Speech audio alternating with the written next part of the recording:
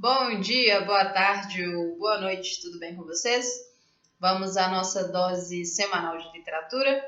Eu sou a professora Carol Bicalho e hoje vou falar um pouquinho sobre o gênero literário lírico, ok? Bom, então vamos lá. Inicialmente, nós tínhamos o gênero lírico, né, lá na Grécia Antiga, sendo uma representação artística que era acompanhado de uma lira. Lira é um instrumento musical que parece uma harpa, mas ele é menorzinho e é bem harmônico, bem bonito. Então, os artistas, eles declamavam os poemas ao som de uma lira. Então, por isso que nós temos esse nome, né, para o gênero lírico. Quando eu falo de gênero lírico, eu estou falando do gênero que vai contrapor ao gênero épico e dramático. Por quê? O gênero lírico ele não está preocupado em narrar necessariamente, né, o que acontece no mundo exterior. Né? Ele não está preocupado em trazer uma representação de histórias que acontecem no mundo, assim como o gênero épico muitas vezes faz, e o gênero acaba tendo essa característica, né? E quando eu estou falando de gênero lírico, gente, eu estou falando sobre poemas, ok?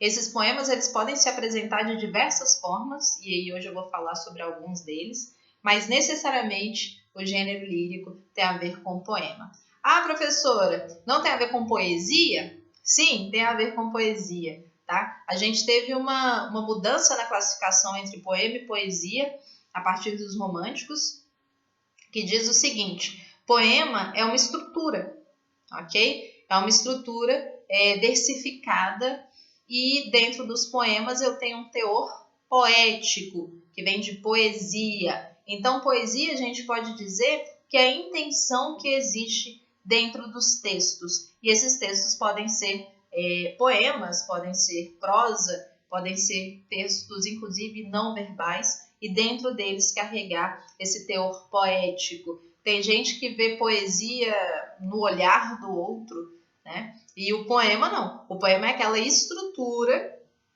que nós temos, né, com estrofes e versos e rimas. Agora, uma coisa importante. Gente, não necessariamente um poema tem que ter rima, tá? Existem poemas sem rima. Isso acontece muito, inclusive. Então, não necessariamente o poema, essa estrutura será rimada, mas ele segue uma ordem de versos e de estrofes, ok? Bom, então o gênero lírico, ele diz sobre isso, sobre poemas, né? Dentro disso, gente, nós vamos ter uma coisa muito importante, que seria a subjetividade que o gênero lírico carrega, ok? Quando eu estou falando de subjetividade, eu estou falando de sujeito, e a subjetividade lírica, né? Ela traz esse lirismo, essa questão do eu poético, que está ali dentro do poema, ele trazer ali uma questão subjetiva, tá? E aí a gente vai ter que fazer uma distinção. Aqui a gente vai fazer uma quebra para vocês. Eu tenho o autor e eu tenho o eu lírico, ok? O autor é aquele que vai dar vida, né? Ele vai escrever, ele vai dizer, ele vai cantar os versos, as palavras, as frases. E o eu lírico é aquele que está dentro desse fazer poético, ok? Ai, professora, como assim? Muito simples, eu vou trazer exemplos aqui para vocês. Vou trazer um exemplo bem contemporâneo. Chico Buarque de Holanda, grande compositor brasileiro, arrisco dizer que é um dos meus prediletos. Ele faz isso muito bem, tá? Ele é um autor, ele é um letrista, que dentro das suas canções, ele traz muitas vezes um eu lírico feminino. Ora, veja, ele é um homem, né? E ele escreve ali as suas músicas com o eu lírico feminino. Então, ele não está dizendo sobre ele, tá? O eu lírico, ele não é biográfico necessariamente. Ele não é um retrato do que o autor quer dizer, ou que o autor está sentindo necessariamente, tá, gente? Porque muitas vezes o autor ele vai coincidir com o eu lírico, e hoje eu vou, inclusive, trazer um exemplo sobre isso. Mas, muitas vezes o autor se afasta, inclusive, do eu lírico. Eu posso estar muito feliz, aconteceu uma coisa muito boa na minha vida, e eu vou fazer um poema falando sobre angústia. Então, o eu lírico de dentro do poema diz sobre a angústia. O autor não necessariamente está sentindo aquilo, né? Ou pode estar também falar sobre angústia, mas é importante vocês entenderem que o poeta, né, o autor, ele não necessariamente está trazendo a sua biografia ali para a sua obra. E aí, gente, tem um camarada que eu sou uma grande fã, que é o Fernando Pessoa. Ele tem um dos poemas que, para mim, dentro da literatura, é o que melhor descreve essa questão do poeta e da subjetividade lírica e do eu lírico que aparece nas obras. E eu vou ler para vocês esse poema que chama Autopsicografia. Percebam que nenhum título de poema de um bom poema, né, de um poema bem escrito e bem pensado, ele tá ali sem propósito, tá? Então prestem muita atenção, porque os títulos dizem muita coisa sobre a obra, sobre o poema, tá? Vou ler para vocês esse poema do Fernando Pessoa, grande escritor português, talvez um dos maiores, e ele traz aí, falando sobre poeta e eu lírico, esse poema que é uma obra-prima, e irei ler para vocês. Autopsicografia. O poeta é um fingidor. Finge tão completamente que chega a fingir que é dor, a dor que de veras sente. E os que leem o que escreve, na dor lida sentem bem, não as duas que ele teve, mas só a que eles não têm. E assim, nas calhas de roda, gira a entreter a razão, esse comboio de corda que se chama coração. Gente, olha a potência desse poema. O poeta é um fingidor, finge tão completamente que chega a fingir que é dor, a dor que de veras sente. O que o Fernando Pessoa está falando aqui? Que não necessariamente, né? Na verdade, ele afirma, né, que o poeta é um fingidor. Para ele, todos os poetas estão fingindo. Esses poetas, eles usam o sentimento, né, de quem está lendo para manipular ali, e não necessariamente ele está sentindo isso. Então, quando você lê um poema, você não está lendo o autor, você não está falando, sentindo o que o autor estava sentindo. É muito comum a gente cometer isso, né? Esse erro de falar, o autor X era muito feliz, escrevia coisas muito bonitas e profundas. Ou o autor Y, nossa, era muito angustiado, coitado, escreveu coisas muito tristes. Não, uma coisa não está relacionada à outra diretamente. Pode estar relacionada? Pode. Mas a gente tem aí, na história da literatura, grandes escritores que se afastaram bastante de si para trazerem um eu lírico diferente para dentro de suas obras. Tranquilo? Bom, uma coisa muito importante da gente lembrar sobre o gênero lírico, né? Se antes as pessoas declamavam e junto àquilo tinha uma lira, né? Hoje nós temos aí uma congruência, a gente tem um link muito próximo, eu vou falar sobre isso também, entre a oralidade, né, e os poemas. Como assim?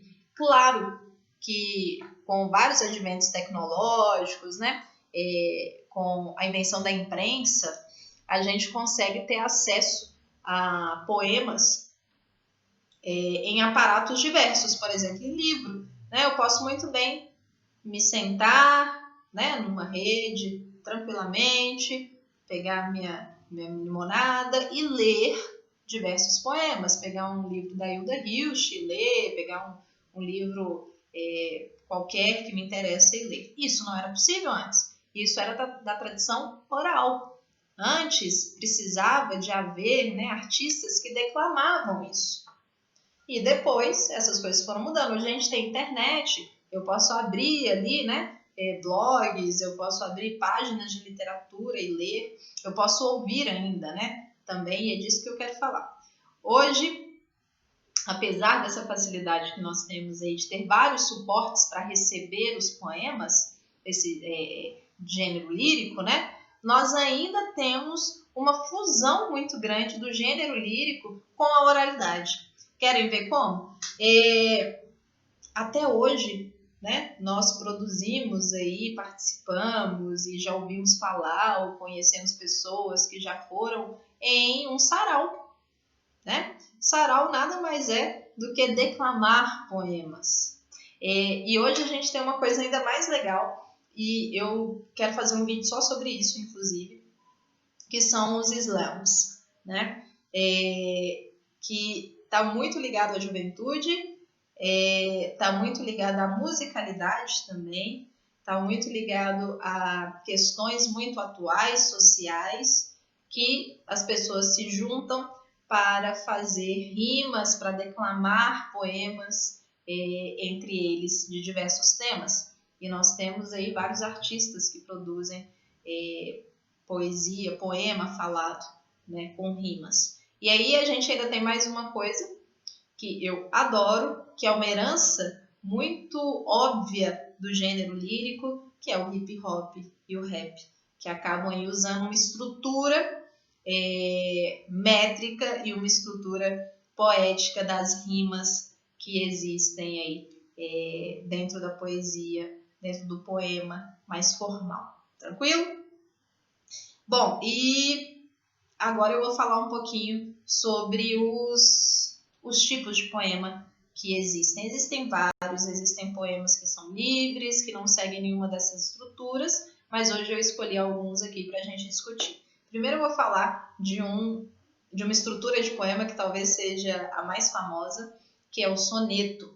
O soneto, ele pode variar em tema, mas em estrutura ele tem uma ordem, ele tem uma estrutura pré-definida, que vocês possivelmente aí já ouviram dizer, que ele é formado de 2 quartetos e 2 tercetos, né?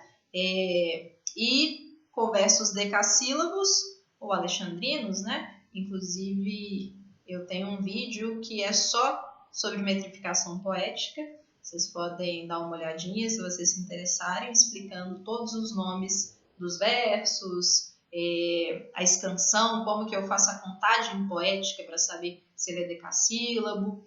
Então, isso daí existe uma matemática, existe uma ordem para que isso aconteça, ok? Bom, o soneto, ele tem um ritmo, né? E ele muitas vezes ele vai sim ter rimas. Alguns poemas não têm rimas, o soneto carrega rimas nele na grande maioria das vezes. E eu vou ler com vocês aqui um exemplo de soneto, que é de um português arcadista. O arcadismo ama trabalhar com soneto, né? Os arcadistas, eles tinham formas poéticas, né? Então eu tenho como se fosse uma forma de bolo, eu tenho uma forma e ali eu vou encaixar um tema, e a minha preocupação maior é com essa forma, com esse formato, muito mais do que o tema. Tanto é que sonetos tem temas diversos, mas o formato dele, a forma dele tem que ser única. Então eu vou ler aqui um soneto do Boccaccio para vocês. Começa assim: chorosos versos meus desempoados, sem arte, sem beleza e sem brandura, urdidos pela mão da desventura, pela baça tristeza envenenados. Vede a luz, não busqueis desesperados, no mudo esquecimento a sepultura, se os ditosos vos lerem sem ternura, ler-vosão com ternura os desgraçados. Não vos inspire, ó versos, cobardia da sátira mordaz, o furor louco da maldizente voz a tirania.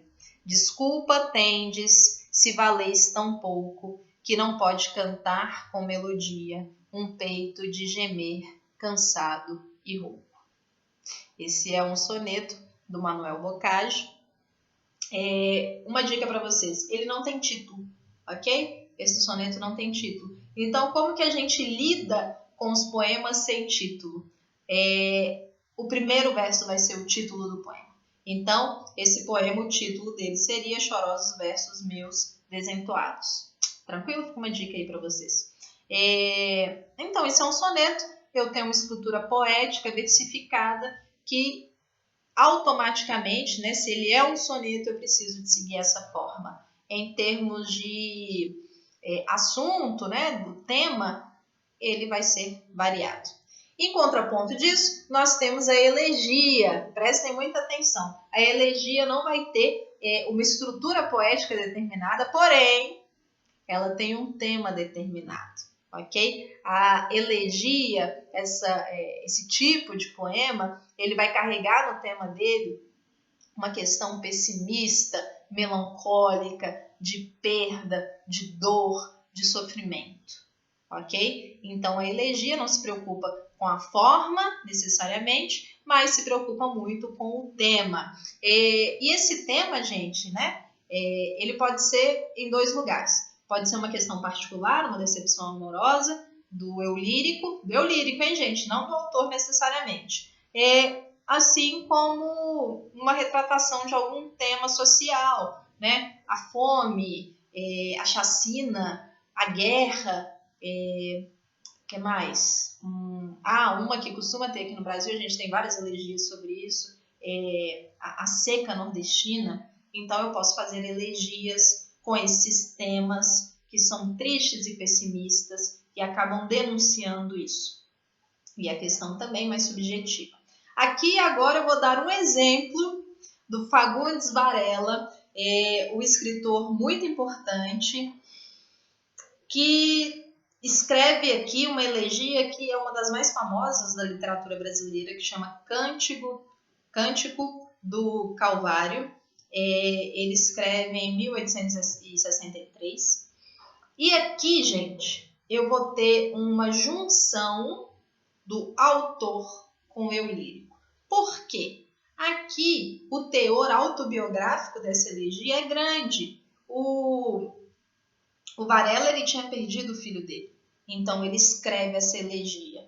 Vejam que o tema é um tema relacionado ao pessimismo, é uma coisa funesta, tá? É uma coisa relacionada à morte. Então, o tema está ok. E aqui a gente tem uma congruência entre o autor e o eu lírico.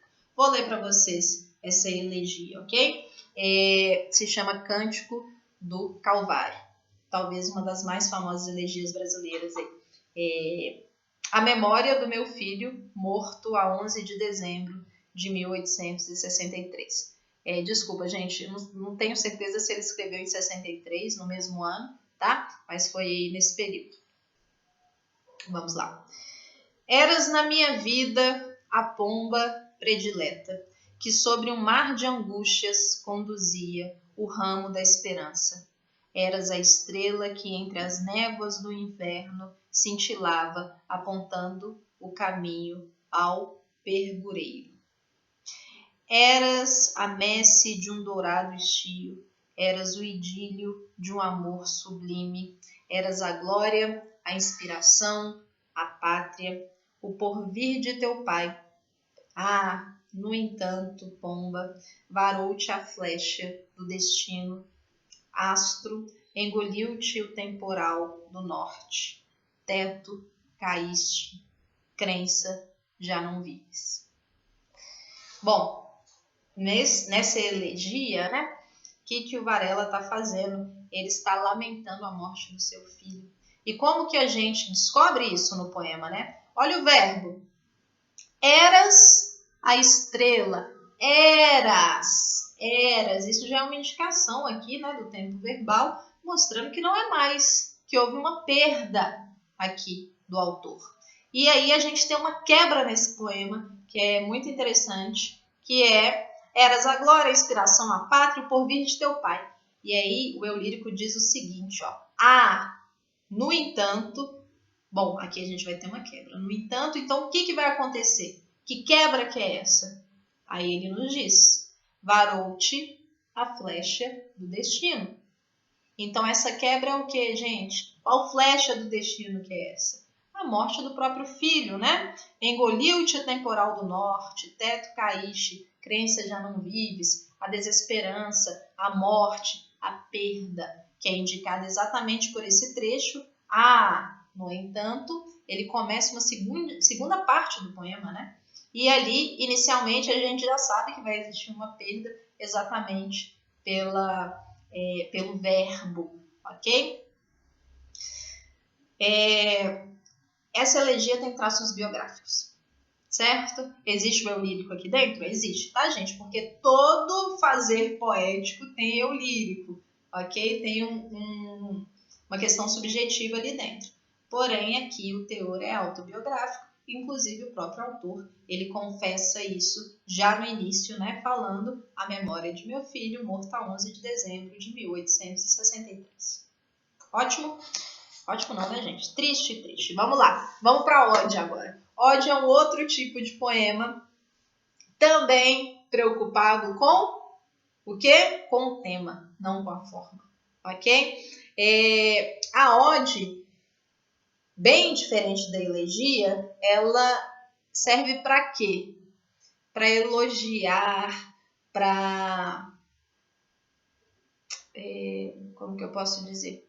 Exaltar alguém, ok? Ou algo. Não precisa de ser uma pessoa, não. Pode ser um monumento, pode ser um país, pode ser uma cidade, pode ser um sentimento.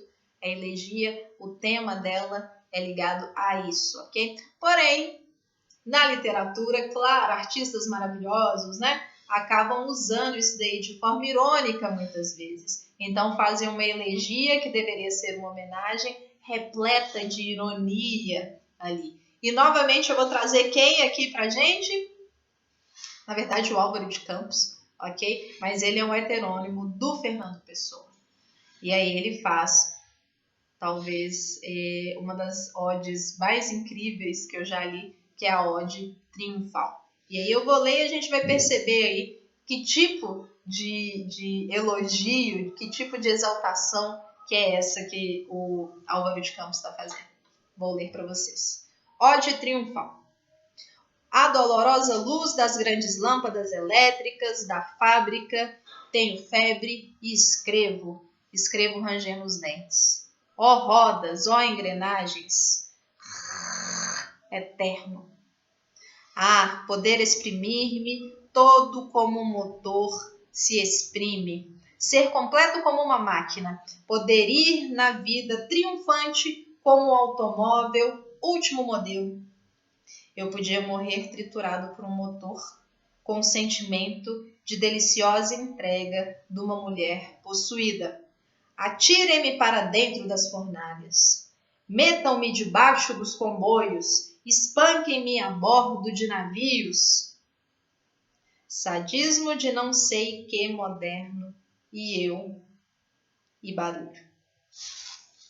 É lá, catedrais. Deixai-me partir a cabeça de encontro às vossas esquinas e ser levantado da rua cheio de sangue, sem ninguém saber quem eu sou. Ilha, dai-me gargalhadas em plena cara. Ó automóveis apinhados de pândegos e de putas, ó multidões cotidianas, nem alegres nem tristes das ruas. Que vidas complexas, que coisas lá pelas casas de tudo isso. Saber-lhes as vidas a todos, as dificuldades de dinheiro, as dimensões domésticas, os deboches que não se suspeitam, os pensamentos que cada um tem a sós consigo no seu quarto e os gestos que faz quando ninguém pode ver. Uau! Ode triunfal. É um texto que não é simples, mas ele está homenageando de forma muito irônica aqui a própria modernidade, homenageando os nossos desvios morais muitas vezes, quando ninguém está vendo. Então ele traz um tema que é a ode, que deveria ser de fato uma homenagem, distorce isso e transforma em uma grande ironia, tá? Eu li só trechos aqui, tá, gente? Então, quem quiser acompanhar aí, depois procurem a Ode Triunfal de Álvares de Campos. Bom, então vamos lá, continuando. Uma outra estrutura aí de poema é o haikai. O haikai, ele tem sua origem, né, no Oriente, e ele tem um formato físico, fixo também, tá, gente? Assim como o soneto, o haikai oriental, ele tem uma forma fixa, que é formado por 3 versos, o primeiro com 5 sílabas, o segundo com 7 e o terceiro com 5. Tive que colar aqui porque eu não lembrava. De novo, ele é formado por 3 versos, sendo que o primeiro tem 5 sílabas poéticas, o segundo tem 7 e o terceiro tem 5. Ok? Essa é a estrutura de um haikai. Porém, nós, como bons ocidentais que somos, pegamos, vou usar essa palavra, tá? Emprestado, usar esse termo, essa estrutura poética e, obviamente, quando a gente vai traduzir de uma língua oriental para a nossa língua, muitas vezes essa estrutura vai mudar, né? Não tem como eu manter a mesma estrutura, o mesmo tanto de sílabas poéticas por conta da tradução. Então, isso acaba mudando. Porém, nós também fizemos outras coisas aí que já eu vou falar. Mas antes eu vou ler um pouquinho aí para vocês um exemplo de haikai oriental, tá? Claro que é a tradução, né, gente? O autor é o Basho, não sei se é assim que se pronuncia, me perdoem aí se alguém entender mais de japonês do que eu. Então, ele fala o seguinte, são 3 versos. Primeiro dia de primavera, fico pensando sobre o fim de outono. Geralmente o tema está relacionado a questões da natureza, ok? Os haikais, eles trazem esse tema dentro deles e tem essa estrutura fixa. E aí, o que nós fizemos, gente? A gente, lá no modernismo, né, a gente pega o haikai como exemplo, a gente distorce ele, assim, como os modernistas fazem, né? Eles trabalham na negação, e aí a gente traz um novo estilo aí, que eu adoro, inclusive, que é o poema piada ou o poema minuto, que são pílulas, né? São pequenos poemas, geralmente muito irônicos, que trazem essa estrutura de 2 versos, 3 versos, 1 verso, mas com um significante gigantesco. Um dos que eu mais gosto, que representa isso muito bem, é o autor Oswald de Andrade, o maior representante, ou um dos maiores, junto com algumas outras figuras aí que apareceram no modernismo, mas ele é um grande representante, e ele traz um poema minuto que é assim, amor, né? E aí ele vai ter o complemento disso, que eu não vou contar para vocês, quem tiver curiosidade, busquem aí que vocês vão achar.